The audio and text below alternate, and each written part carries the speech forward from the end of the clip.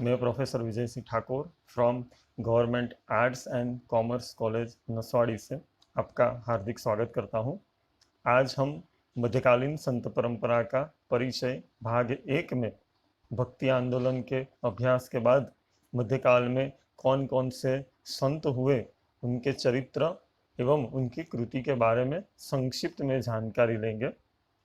तो मध्यकालीन संत परंपरा का परिचय देखें तो वर्ण व्यवस्था, भक्ति मार्ग की सरलता, मुस्लिम आक्रमणकारी एवं एकता की भावना, ये 4 बिंदुओं को केंद्र में रखते हुए मध्यकाल में भक्ति आंदोलन हुआ था।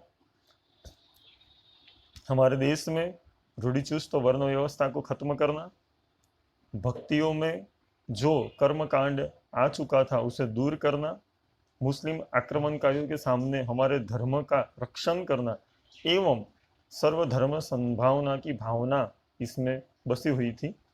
मध्यकालीन संत परंपरा के प्रमुख लेखक और साहित्यकार की जो कविताएं हैं वो 2 भाग में विभक्त होती है, एक निर्गुण काव्यधारा और एक सगुण काव्यधारा।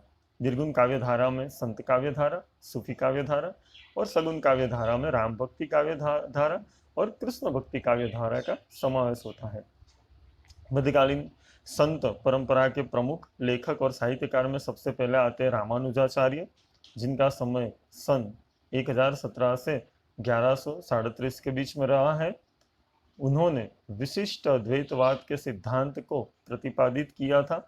इन्होंने सामाजिक समानता और सात्विक जीवन व्यतीत करने पर बल दिया था, मूर्ति पूजा का विरोध किया था।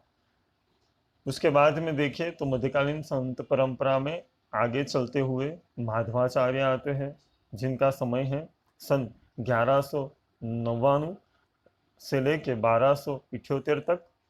इनका जन्म 1199 में दक्षिण भारत के उडुपी में हुआ था। इन्होंने शंकर और रामानुज दोनों के मतों का खंडन किया और द्वैतवाद के दर्शन को प्रस्थापित किया।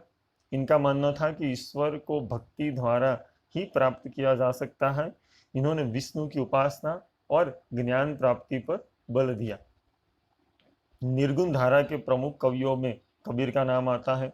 मध्यकालीन संत परंपरा के प्रमुख लेखक में कवियों में कबीर अग्रसर है। कबीर संत परंपरा के प्रमुख कवि हैं। सन 1398 में उनका जन्म हुआ था और 1518 में उनकी मृत्यु हुई थी।